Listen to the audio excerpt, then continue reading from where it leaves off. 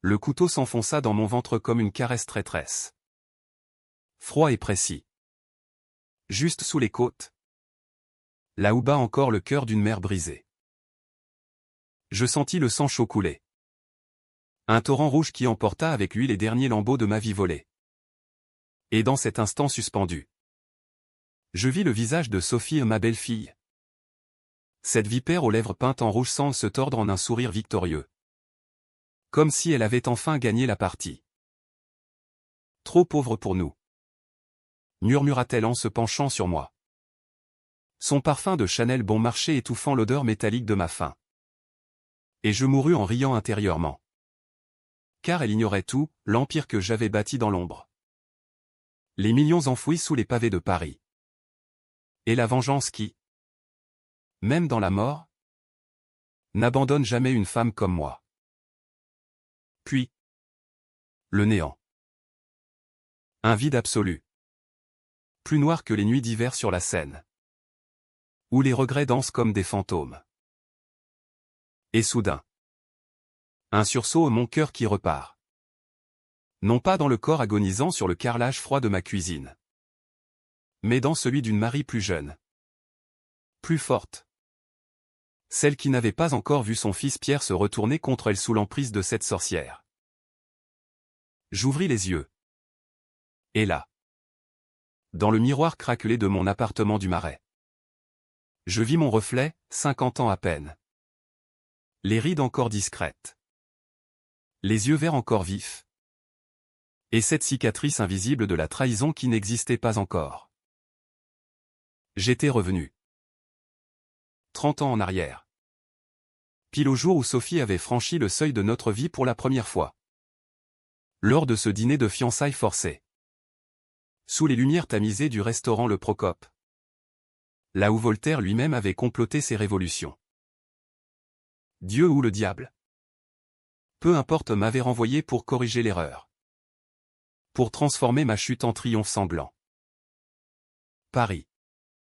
1995. La ville bruissait déjà de ses secrets. Comme une amante infidèle qui murmure des mensonges au vent. J'étais Marie Duval. Veuve depuis 10 ans. Gérant une petite boutique de brocante rue des Francs-Bourgeois.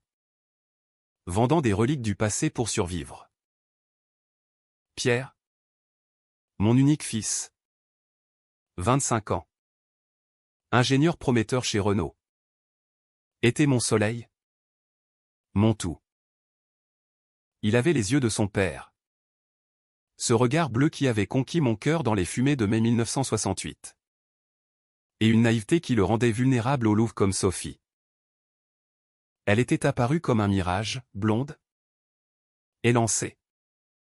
Avec ce sourire de pub pour L'Oréal qui cachait des crocs aiguisés. Issue d'une famille de la haute bourgeoisie lyonnaise. Elle étudiait les arts à la Sorbonne. Mais ses ambitions étaient plus sombres, elle visait l'ascension sociale. Pas l'amour. Lors de ce dîner au Procope. Elle s'était assise en face de moi. Sa robe Versace trop ajustée pour l'occasion. Et avait jeté son premier hameçon, Madame Duval. Votre boutique doit être charmante. Les antiquités. C'est si. Bohème. Son ton suintait le mépris. Et je souris poliment. Ignorant encore que ce serait le début de ma ruine. Mais cette fois. Je savais. La mémoire de ma mort me hantait comme un film en boucle, Sophie. Enceinte de 6 mois d'un enfant qui n'était pas de Pierre, à fruit d'une liaison avec son ex. Un avocat véreux nommé Laurent m'avait attiré chez moi sous prétexte de réconciliation. Elle avait apporté du vin. Ce Bordeaux trafiqué qu'elle avait versé dans ma tasse de thé. Et quand j'avais vacillé, ivre de poison lent, elle avait sorti le couteau de la cuisine. Celui que j'utilisais pour trancher les viandes rôties de nos dimanches familiaux. Tu signes le testament. Vieille sorcière. Ou Pierre hérite de rien. Avait-elle sifflé? Et j'avais refusé. Par orgueil. Par amour pour mon fils. Le coup avait été fatal. Mais pas avant que je ne murmure, tu paieras. Sophie. Tout ce que tu as volé. Je le reprendrai 10 fois. Et maintenant. Revenu. Je le ferai. Pas avec des armes grossières. Mais avec la précision d'une horlogerie suisse. Empoisonnée au cyanure des regrets. Les jours suivants. Je jouais mon rôle à la perfection.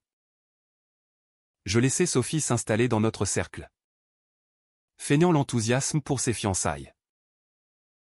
Pierre rayonnait. Aveugle à ses manipulations. Il me confia un soir. Au téléphone depuis son petit appartement de Montparnasse, maman. Elle est parfaite. Tu verras. Elle t'adorera. J'éclatai de rire. Un rire qui sonnait faux même à mes oreilles. Et répondit, bien sûr. Mon chéri. Elle a l'air d'une perle. Mais intérieurement, je cartographiais déjà le terrain. Mon secret à cette fortune cachée n'était pas un mythe. En 1970, j'avais investi dans une start-up obscure, une petite maison d'édition qui avait explosé avec l'ère numérique. Devenant un géant des médias numériques sous un nom d'emprunt. Géré par un notaire fidèle à Avignon. Des millions. Des brevets. Des propriétés anonymes à Saint-Tropez et aux Baléares. J'avais tout dissimulé pour protéger Pierre d'un monde vorace. Mais Sophie l'avait flairé dans ma vie précédente. Via des ragots de famille. Et avait comploté pour me dépouiller avant de m'effacer. Ma première décision controversée vint vite. Pour tester les eaux. J'invitai Sophie à un thé chez Angelina. Place de la Concorde. Ce temple du luxe discret où les Parisiennes se confessent entre deux macarons. Elle arriva en talons aiguilles qui claquaient comme des coups de feu. Son sac Birkin flambant neuf, un cadeau de Laurent. Je le savais déjà. Marie. Quel délice! S'exclama-t-elle en s'asseyant. Mais ses yeux balayaient la salle comme un radar à fortune. Je commandai un chocolat chaud. Et pendant qu'elle sirotait son thé vert matcha, toujours cette pose de femme moderne. Je lâchai l'appât, tu sais. Sophie.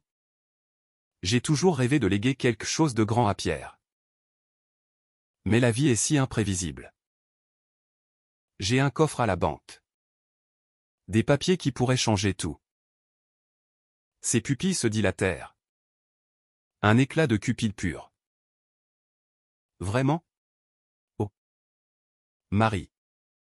Pierre serait si heureux. Et vous? Vous méritez tout le confort. Mensonge. Dans ma mémoire. C'était laquelle avait commencé à fouiller. À soudoyer mon notaire. Je souris. Et pour la première fois depuis mon retour, je sentis le frisson de la revanche. Ce soir-là, seul dans mon appartement, je sortis une vieille boîte à cigares du grenier, celle contenant mes premiers contrats d'édition. Jaunis mais intacts. J'appelai mon notaire. Un certain monsieur Lefebvre. Voix rauque au bout du fil, Marie? Par tous les saints. Vous êtes vivante? Non. Attendez. Il rit. Confus. Mais je coupai court, préparai les transferts. Sous un nouveau nom. Et ajouter une clause, tout s'effondre si quiconque fouille trop profond. Il acquiesça. Fidèle comme un chien. Sophie mordrait à l'hameçon. Et quand elle tirerait, la ligne se rompt, l'entraînant dans l'abîme. Les semaines passèrent en un tourbillon de faux-semblants. Le mariage eut lieu à l'église Saint-Sulpice. Sous un ciel de plomb qui pleurait déjà ma vengeance future. Sophie, en robe blanche vaporeuse, ressemblait à une mariée de magazine. Mais je voyais les fissures, son regard fuyant vers Laurent. Assis au fond de l'église. Déguisé en cousin éloigné. Pierre. En smoking impeccable. Signale et registre sans un doute. Et moi. En tailleur noir Chanel emprunté. Pour l'illusion. Je signais en témoin. Mon stylo tremblant non de joie. Mais d'anticipation. Lors du banquet au Fouquet's. Elle osa enfin, Marie. Et ce coffre? Pierre et moi. On pourrait. Gérer pour vous. Vous êtes si fatigué avec la boutique. Sa main sur mon bras était un serpent froid. Je feignis l'hésitation. Puis, peut-être. Mais d'abord. Un secret pour un secret. As-tu déjà trahi quelqu'un pour de l'argent? Sophie? Elle pâlit. Rit nerveusement. Jamais. Vous êtes drôle. Mais je vis la peur. La graine était plantée. Bientôt. Les premiers craquements. Pierre me confia des doutes, maman. Sophie veut qu'on vende la boutique pour un appartement plus grand. Elle dit que c'est pour notre avenir. Je hochai la tête. Apaisant, laisse-la faire. Mon fils. Les femmes comme elles savent ce qu'elles veulent. Intérieurement, je bouillonnais. Dans ma vie passée. C'était là que j'avais cédé. Signant la vente. Perdant mon encre. Et glissant vers l'isolement. Cette fois. Non. J'embauchai un détective privé. Un ancien flic de la PJ nommé Duval, ironie du sort. Même nom que moi. Pour surveiller Sophie. Ces rapports arrivèrent par courrier anonyme, rendez-vous clandestin avec Laurent dans un hôtel de la rue de Rivoli. Murmure d'un plan pour la vieille. Elle complotait déjà. Flairant mon secret comme un requin le sent. Ma contre-attaque fut subtile. Empoisonnée. Oublié, un dossier sur mon bureau lors d'une visite, des faux contrats indiquant une fortune modeste. Mais avec des indices menant à un compte offshore bidon. Sophie le vola. Bien sûr je l'avais vu. Feignant de partir. Revenir sur la pointe des pieds. Le lendemain. Elle me confronta. Faussement inquiète, Marie. J'ai trouvé ça. On devrait en parler à un avocat. Pour Pierre. Je feignis la surprise. Puis la gratitude, tu as raison.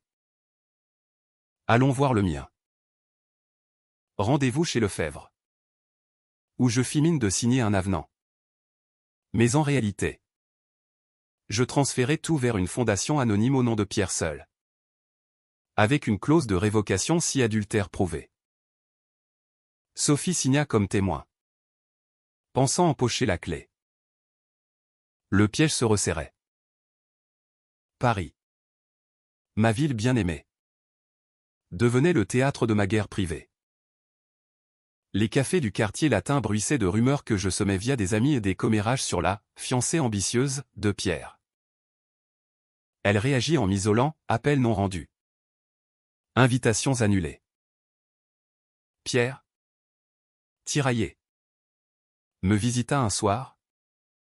Les yeux rougis, maman. Sophie dit que tu la détestes. Que tu es jalouse. Je le serrai dans mes bras. Sentant son parfum d'après-rasage qui me rappelait son père.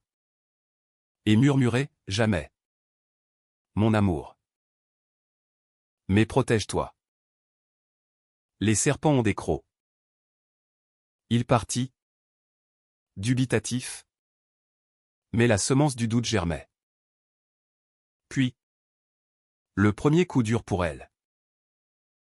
Mon détective captura des photos, Sophie et Laurent. Enlacés dans un café d'ici les Moulineaux. Je les envoyai anonymement à Pierre. Via une lettre postée de province. Il explosa lors d'un dîner familial. Hurlant, c'est quoi ça? Sophie? Elle nia. Pleura. Accusa une jalousie maternelle. Mais le mal était fait. Elle se tourna vers moi. Furieuse. Lors d'une confrontation dans mon appartement, c'est toi. Hein? Tu veux nous détruire? Je ris. Froidement, détruire? Non. Ma chère. Juste révélé. Elle partit en claquant la porte. Mais je vis la panique dans ses yeux. La vengeance n'était pas encore sanglante. Mais le poison coulait déjà dans ses veines. Les mois suivants furent un ballet macabre. Une valse de mensonges et de demi-vérités sous les lumières jaunies des boulevards parisiens. Sophie, acculée, redoubla d'efforts pour reconquérir Pierre. L'emmenant en week-end à Deauville. Lui offrant des cadeaux achetés à crédit, une montre Rolex qui brillait comme un mensonge au poignet de mon fils. Moi. Je restais dans l'ombre. Cultivant mon jardin secret. Mon notaire Lefebvre m'avait aidé à tisser une toile plus serrée, des investissements croisés. Des sociétés écrans à Genève et à Luxembourg. Où mon empire bâti sur des romans érotiques underground des années 70. Vendus sous pseudonyme à des éditeurs italiens fructifiés en silence. J'avais été Marie la Bohème. Vendant des bibelots. Mais en réalité, Madame V. Auteur fantôme d'une saga qui avait inspiré des films scandaleux. Des fortunes en droit d'auteur cachées. Sophie l'ignorait encore. Mais elle creusait son propre tombeau. Un soir d'automne pluvieux. 1996. Pierre frappa à ma porte. Trempé comme un chien abandonné. Maman? C'est fini. Les photos. Elle jure que c'est faux. Mais je ne peux plus. Son visage était un masque de douleur. Les joues creusées par les nuits blanches. Je le fis entrer.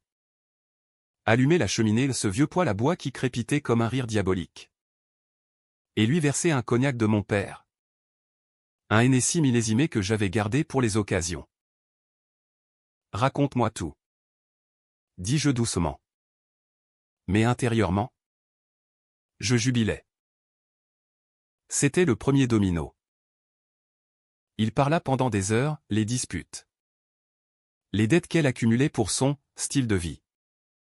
Les appels secrets qu'il avait surpris. Elle dit que tu es toxique. Que tu nous manipules avec ton argent imaginaire. Imaginaire. Le mot me fit sourire. Et si ce n'était pas imaginaire?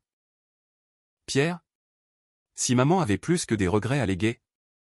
Il leva les yeux. Incrédule. C'était le moment. Je sortis un dossier mince. Relié en cuir noir pâle et faux. Mais un extrait réel, un relevé bancaire montrant 5 millions de francs en liquidité. Fruit des premiers royalties. Ceci est à toi. Mon fils. Mais seulement si tu te protèges. Divorce-la. Nettoie. Il pleura. Serra le papier contre lui comme un talisman. Pourquoi m'as-tu caché ça? Demanda-t-il. Voix brisée. Parce que l'argent corrompt. Pierre. Regarde ta femme. Il hocha la tête. Et cette nuit-là, il dormit sur mon canapé. Enfantin dans son pyjama trop petit. Au matin, il partit affronter Sophie. Et je sus que le chaos s'annonçait. La nouvelle éclata comme une bombe dans notre petit monde. Pierre déposa la demande de divorce au tribunal de Paris. Citant incompatibilité d'humeur et soupçon d'infidélité. Sophie, folle de rage, m'accusa publiquement lors d'une scène au café de Flore, où elle surgit un après-midi, entourée de ses amis de la Sorbonne. Ces intellectuels faussement émancipés. C'est elle. La vieille sorcière qui a empoisonné mon mariage, hurla-t-elle. pointant un doigt manucuré vers moi. Attablé avec un livre de Simenon. Les têtes se tournèrent. Les murmures s'élevèrent comme une marée. Je levai les yeux calmement, sirotant mon café au lait. Sophie. Ma chère. Le poison. C'est toi qui le verses. Demanda Laurent. Le nom tomba comme une guillotine. Ses amis se figèrent. Elle blêmit.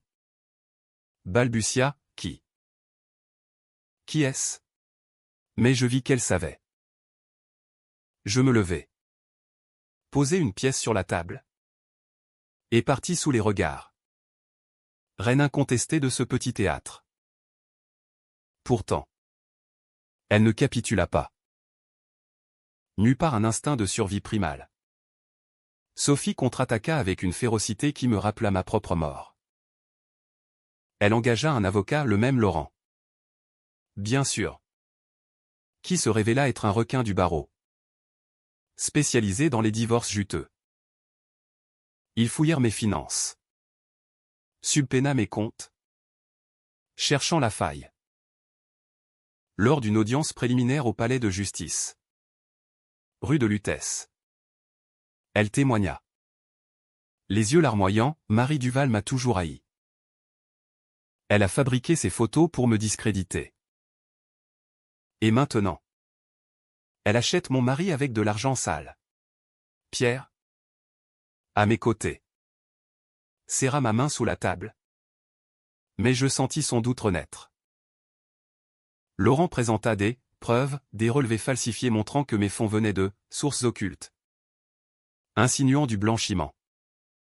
Peut-être lié à mes vieux contacts éditoriaux italiens. Qui frôlaient le gris légal dans les années 70. C'était ma décision controversée numéro 2, contre-attaquer en pleine lumière. Au risque de tout révéler. Au lieu de me défendre discrètement. J'appelais une conférence de presse un coup de théâtre à la française. Digne d'un scandale politico-médiatique. Chez moi. Entouré de journalistes du Figaro et de Libération. Je lâchais la bombe, oui. J'ai une fortune. Pas pour le luxe. Mais pour protéger mon fils d'une femme qui l'aurait ruiné. Sophie Moreau n'est pas seulement infidèle, elle complote avec son amant pour me dépouiller. Voici les preuves. J'étalai les photos. Les enregistrements de mes détectives des bandes où elle murmurait à Laurent, la vieille a des millions. Une fois veuve de Pierre. On les prend tous. Les flashs crépitèrent. Les titres fusèrent le lendemain, la belle-mère milliardaire contre la marâtre Cupide, un divorce qui secoue Paris. Sophie riposta par la calomnie. Des rumeurs circulèrent, j'étais une ancienne prostituée. Mes livres, obscènes, étaient des aveux.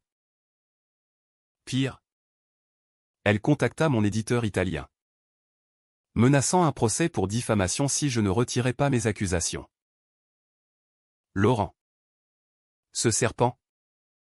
Déposa une plainte pour harcèlement. Pierre. Déchiré. Me supplia un soir, maman. Arrête. Ça nous détruit tous.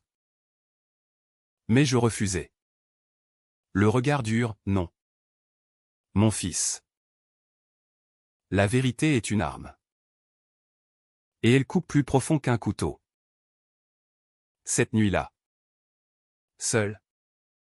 Je repensais à ma mort, le sang sur le sol. Son sourire. Non. Je n'arrêterai pas. Le twist mineur vint alors. Inattendu et cruel. Sophie. Dans sa rage. Avorta ou du moins. Prétendit l'avoir fait. Lors d'une audience où elle sanglota, à cause de vous. J'ai perdu notre enfant. Pierre vacilla. Le jury de l'opinion publique avec lui. Était-ce vrai? Mes détectives confirmèrent, pas de grossesse. Juste un mensonge pour attendrir.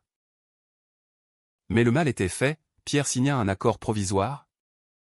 lui versant une pension généreuse de mes fonds, avoués. Je bouillonnais. Mais laissez couler. C'était le prix, laisser le serpent mordre pour mieux le décapiter. Hiver 1996. La neige tombait sur les toits de zinc, étouffant les cris de la ville. Je me repliai, planifiant le coup suivant. Contacter un hacker, un jeune prodige de l'école polytechnique, endetté par le jeu, pour infiltrer les comptes de Laurent. Ce qu'il trouva me glaça, un réseau de fraude, des clients ruinés, et un lien avec un cartel immobilier lyonnais. Famille de Sophie. Elle n'était pas une simple ambitieuse, elle était une héritière déchue, bannie pour dette, utilisant Pierre comme tremplin. Mon empire contre le sien, une guerre des ombres. Un soir, je l'invitai chez moi, feignant la paix. Trêve. Sophie. Pour Pierre. Elle vint. Méfiante. En fourrure malgré la loi anti-fourrure naissante, symbole de sa rébellion. Assise dans mon salon, face à la cheminée. Je versais du vin, du vrai Bordeaux. Non empoisonné. Tu as gagné une bataille, dis-je. Mais la guerre? Elle ricana, vous êtes fini. Marie. Vos secrets. Je les ai. Elle sortit une liasse de papier volé à mes vrais contrats. Comment? Mon notaire? Trahison. Mais je souris, lis la clause finale. Tout s'annule si divulgation. Ses yeux s'écarquillèrent. Les papiers s'enflammèrent dans la cheminée. Et avec eux, son espoir. Elle se leva. Furieuse, vous me paierez ça. Et partit, laissant derrière elle un parfum de défaite. Mais je savais, elle reviendrait. Plus vicieuse. Et moi? J'attendais. Le couteau métaphorique affûté. Le printemps 1997 éclata sur Paris comme une promesse mensongère. Les cerisiers du Luxembourg en fleurs masquant la pourriture sous la surface. Sophie, blessée mais pas brisée, lança son assaut le plus sournois, une campagne médiatique orchestrée par Laurent, transformant notre querelle en feuilleton national. Les tabloïds titraient « La mer Noire, fortune maudite ou malédiction familiale ?» Des photos de moi, vieilli artificiellement par Photoshop naissant, circulaient, me dépeignant comme une sorcière du Marais.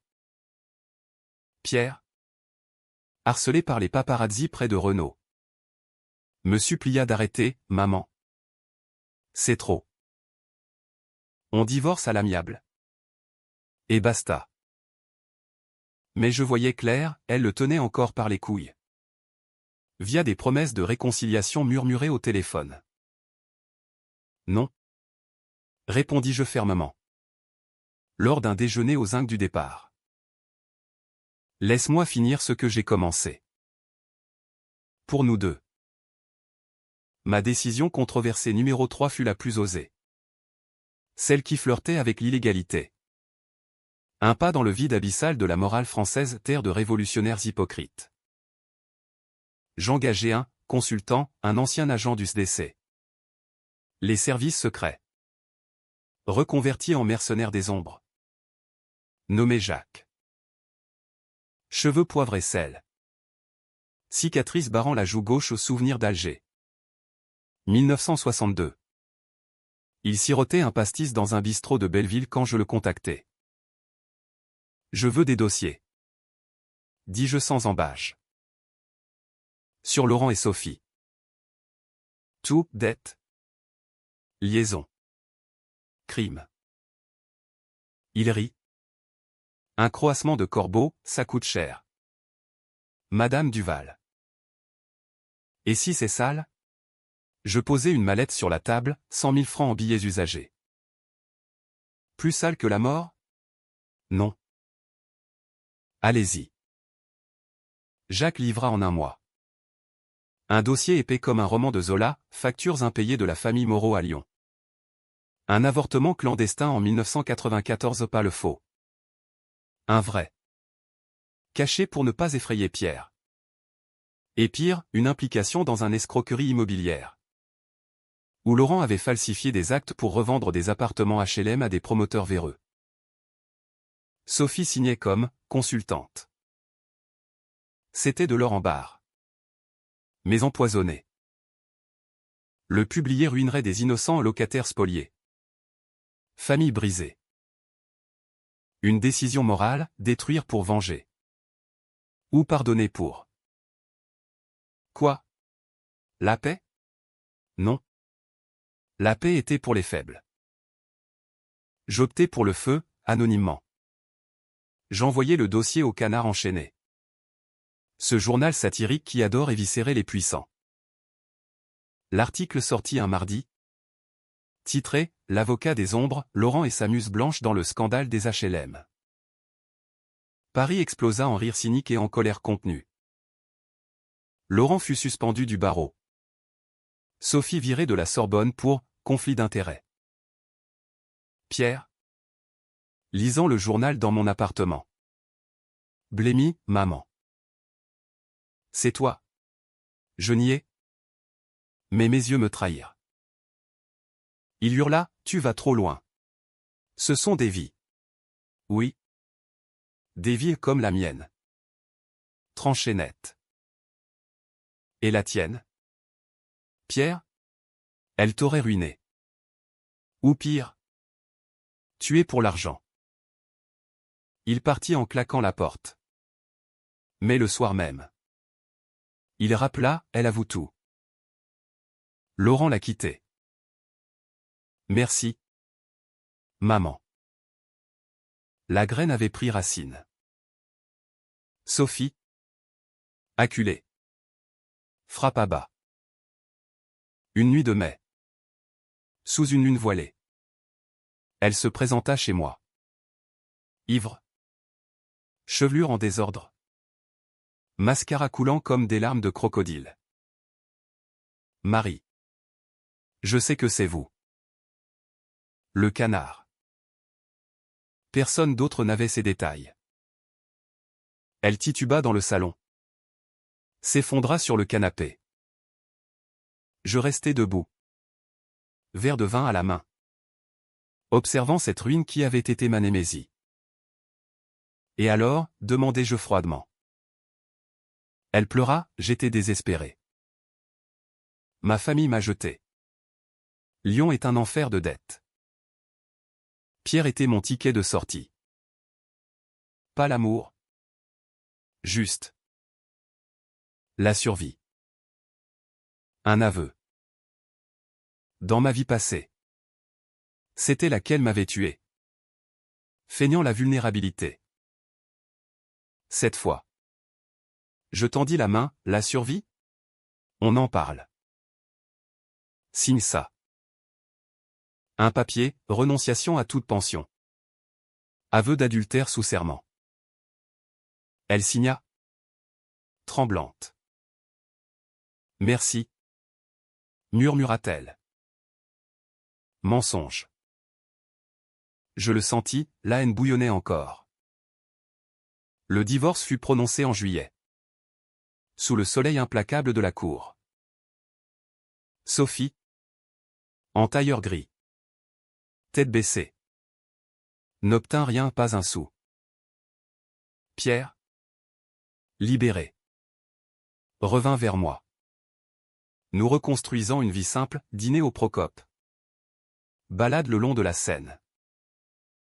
Mais je n'étais pas apaisé. Ma mémoire hurlait, le couteau. Le sang. La vengeance exigeait plus. Jacques. Mon ombre. M'avertit, elle complote encore. Contact avec des types louches à Pigalle. Un plan B, empoisonner mon héritage pour la piéger. Automne 1997. Les feuilles mortes crissaient sous mes pas dans les jardins du Palais Royal. Où je rencontrai Lefebvre pour finaliser le coup fatal. Ajouter une fondation. Ordonner je. À mon nom. Pour les veuves abandonnées. Mais activez-la seulement si Sophie approche Pierre. Et enterrer un appât, un faux testament la nommant héritière. Mais lié à un trigger son ADN sur un objet. Il haussa les sourcils, c'est du roman d'espionnage. Marie. Risqué. La vie l'est. C'était controversé, manipuler la loi. Jouer avec la mort. Mais en France, où la justice est un théâtre, ça passerait. Sophie réapparut comme un fantôme. Noël 1997. Elle envoya une carte, joyeux Noël. Pierre. Et à toi. Marie. Que le karma te rattrape. Pierre la déchira. Mais je la gardai. Le piège se refermait.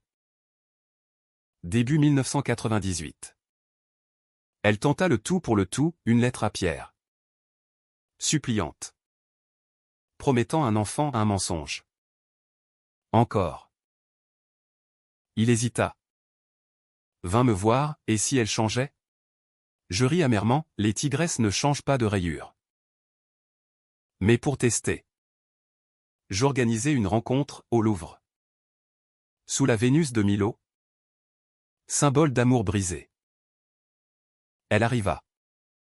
Rayonnante faussement. Un bouquet de roses rouges sang. Pierre. Je t'aime. Marie. Pardonne-moi. Nous parlâmes des heures. Feignant la réconciliation. Puis. Le geste fatal, elle posa son verre sur la table. Laissant une trace d'ADN salive sur le bord. Mon détective. Caché. L'escamota. Le trigger activé, le testament, pour elle, s'évapora. Et une alarme silencieuse alerta la fondation. Des fonds à 1 million allèrent à des œuvres caritatives. Et une lettre anonyme à la police, preuve de ses fraudes passées. Le chaos s'abattit. Sophie fut arrêtée pour escroquerie aggravée. Menottée devant son appartement de Bastille. Laurent. Impliqué. Fui à Bruxelles. Mais extradé. Pierre.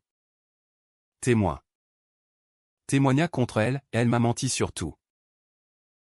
Le procès. Au printemps 1998. Fut un cirque, juge sévère. Avocat en perruque. Flashs incessants. Sophie. En cellule. Hurla mon nom lors de la lecture du verdict, 5 ans ferme. Duval. Tu paieras dans l'autre monde. Mais c'était moi qui riais. Depuis les gradins. Pourtant. Le doute me rongeait. Était-ce justice? Ou vengeance aveugle? Pierre. Distant. Murmura un soir, tu as gagné. Maman. Mais à quel prix? Le prix d'une âme. Peut-être. Paris fleurissait. Indifférente. Et moi. Je marchais seul. Sentant le fantôme de ma mort s'estomper. L'été 1998 fut un brasier.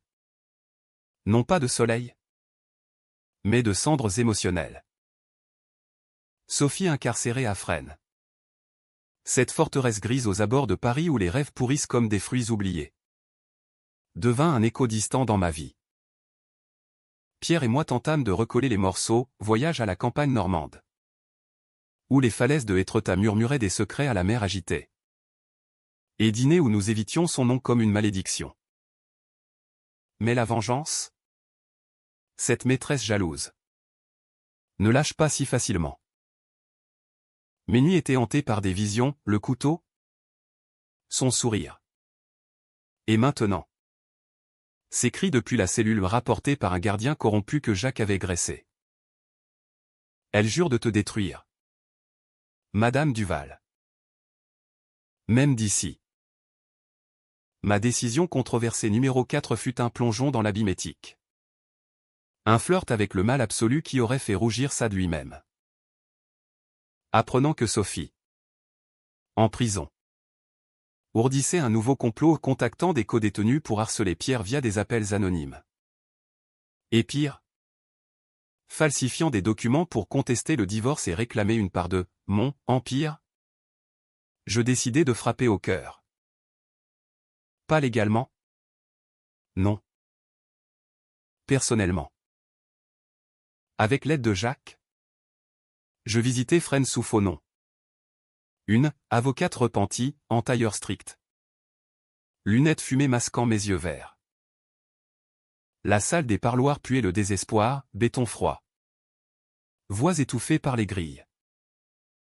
Elle entra. Menottée.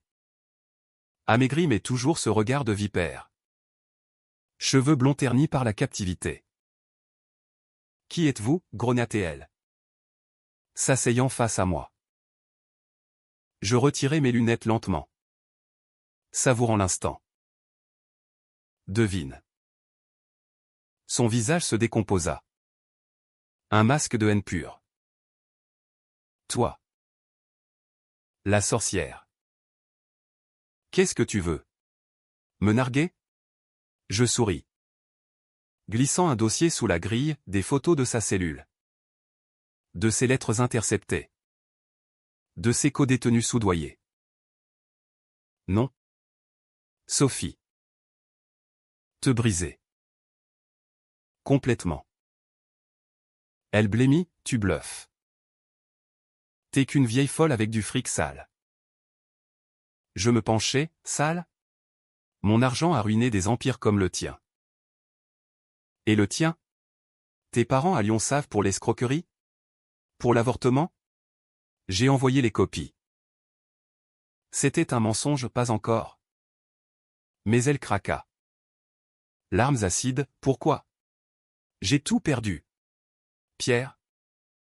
L'argent? Tout. Je ris doucement, parce que tu m'as tué. Sophie. Dans une autre vie. Le couteau. Le sang. Tu te souviens? Non. Moi si. Elle recula. Yeux écarquillés, t'es folle. Mais la peur était là. Viscérale. Je partis, laissant le dossier. Mais intérieurement, un vide, était-ce catharsis? Ou descente aux enfers? Jacques. Dehors. Alluma une gauloise, bien jouée. Mais attention. Les loups mordent même en cage. De retour à Paris. Le ciel doux pesant comme un linceul. Pierre m'annonça une nouvelle qui fissura mon armure, maman. Je pars en Australie. Un poste chez Holden. Loin de tout ça. Son regard suppliant, reviens avec moi? J'hésitais la première fois depuis mon retour. Quitter Paris. Ma ville de sang et de gloire? Mais la vengeance n'était pas finie, Sophie mijotait encore. Bientôt. Mon fils. Finissons d'abord.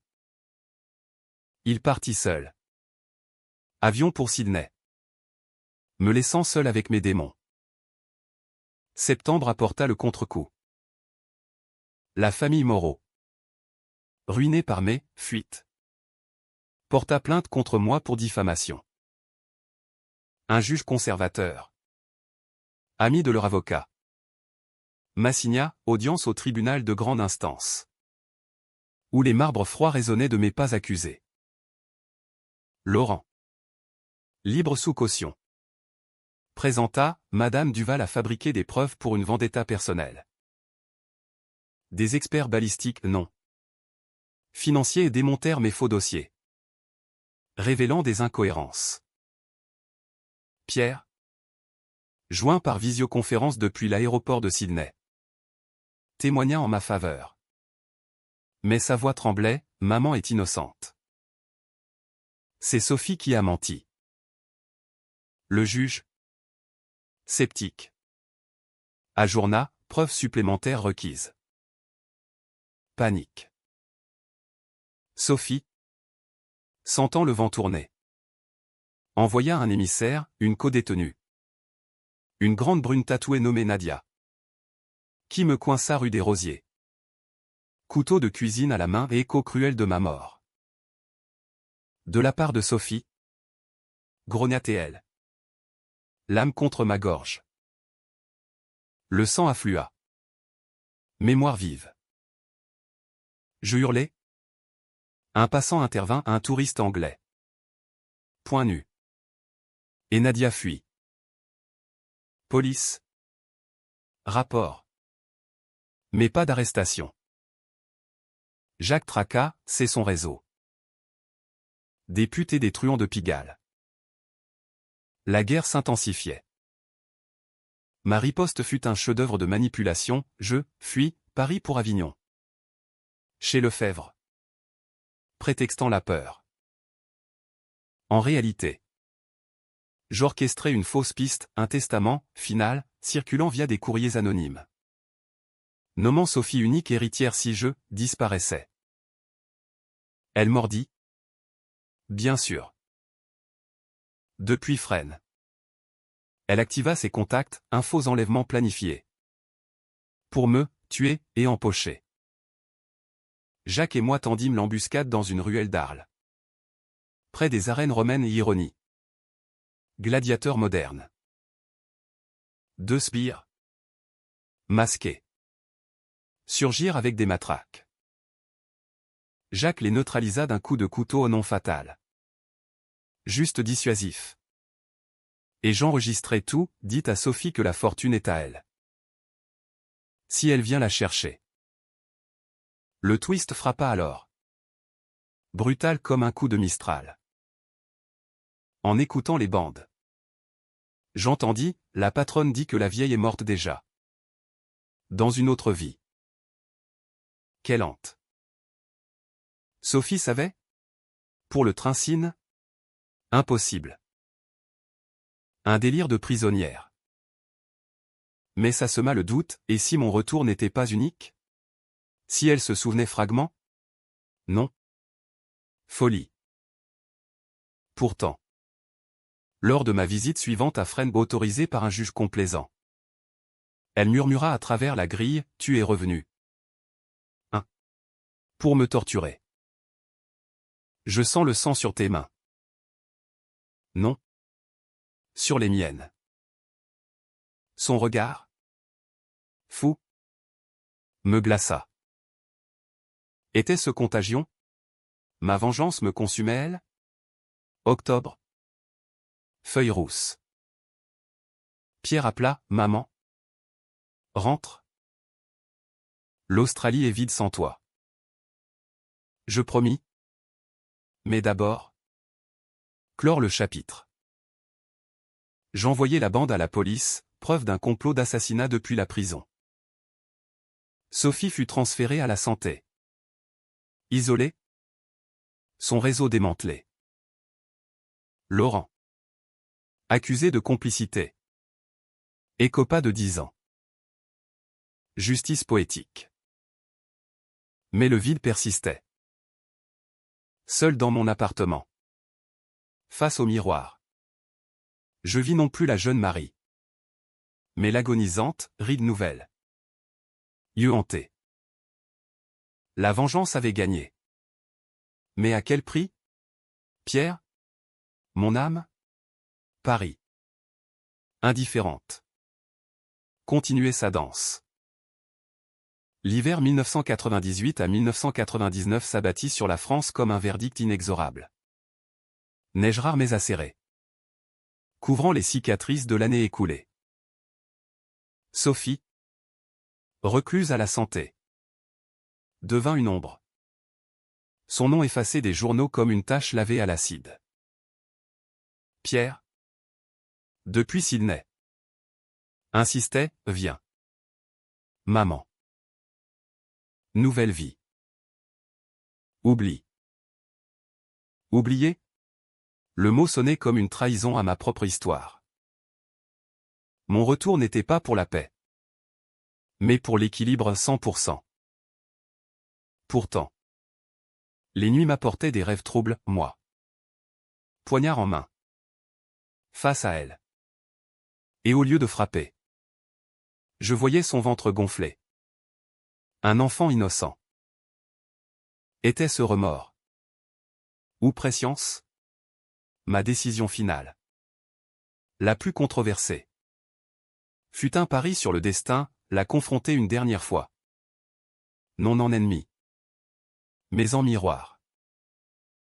Janvier 1999.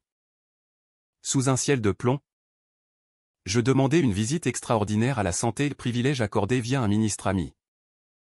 Ancien client de mes livres anonymes. La prison. Ce monstre de pierre haussmannien avala ma voiture comme un gosier affamé. Dans la salle nue, sans grille cette fois, faveur exceptionnelle, Sophie entra. Enchaînée aux chevilles, mais le menton haut. Elle avait maigri. Ses yeux verts, oui. Verts, comme les miens. Ironie cruelle brûlée d'une lueur démente. Pourquoi maintenant, cracha-t-elle, s'asseyant. Je la regardai longuement, nous aurions pu être sœurs. Dans une autre vie. Pour clore, répondis-je. Tu m'as tué. Sophie. Il y a des années. Ou demain. Dans un flash. Un couteau. Ton sourire. Et moi? J'ai tout repris. Ton amour. Ton futur. Ta liberté. Elle rit. Un son brisé, folle. Mais. J'ai rêvé ça. Toi. Saignant sur le sol. Murmurant vengeance. C'est toi qui hantes. Marie. Ou moi. Le twist final me frappa comme un éclair, elle se souvenait. Fragment? Peut-être? D'une boucle temporelle partagée? Ou folie collective? Peu importe. Alors? Dis-je. Glissant une enveloppe sous la table, un chèque et 100 000 francs. Anonyme. Et un billet pour Lyon. Si libération anticipée. Prends ça. Pars. Oublie Pierre. Oublie-moi. Où reste? Et pourri. Elle fixa l'enveloppe. Larmes coulant, pourquoi? Tu gagnes déjà. Parce que la vraie vengeance, c'est le choix. Le mien était le sang, le tien peut-être la vie. Mensonge? Sincérité? Les frontières s'effaçaient. Elle prit l'enveloppe. Hocha la tête, je pars. Mais souviens-toi, le karma est une chienne française. Je partis. Le cœur plus léger. Mais hanté. Février. Je volais pour Sydney. Pierre m'attendait à l'aéroport. Bras ouverts. La mer turquoise en fond. Maman. Nous pleurâmes. Rime. Et pour la première fois, je sentis la paix fragile. Mais réelle. Mon empire? Transféré à une fondation pour artistes oubliés. En mémoire de Madame V. Pierre épousa plus tard une Australienne douce. Sans ambition. Et nous eûmes des petits-enfants aux yeux bleus. Mais le twist ultime vint un an après. Par courrier de France, une lettre de Sophie. Postée de Lyon. J'ai recommencé. Pas d'argent. Pas de mensonge. Un enfant? Cette fois vrai. Merci pour le choix. Mais si tu reviens. Le couteau attend. Je ris. Brûler la lettre. Étais-je vengé? Oui. BKCH-Choel. Cohuchot-toi équilibre français. Amer et doux. Paris me manquait. Mais Sydney guérit. La vie? Cette farce cosmique? Continua. Et moi? Marie Duval? 2 fois né. 2 fois vainqueur. Marcher vers le soleil couchant? Ombre du passé effacé.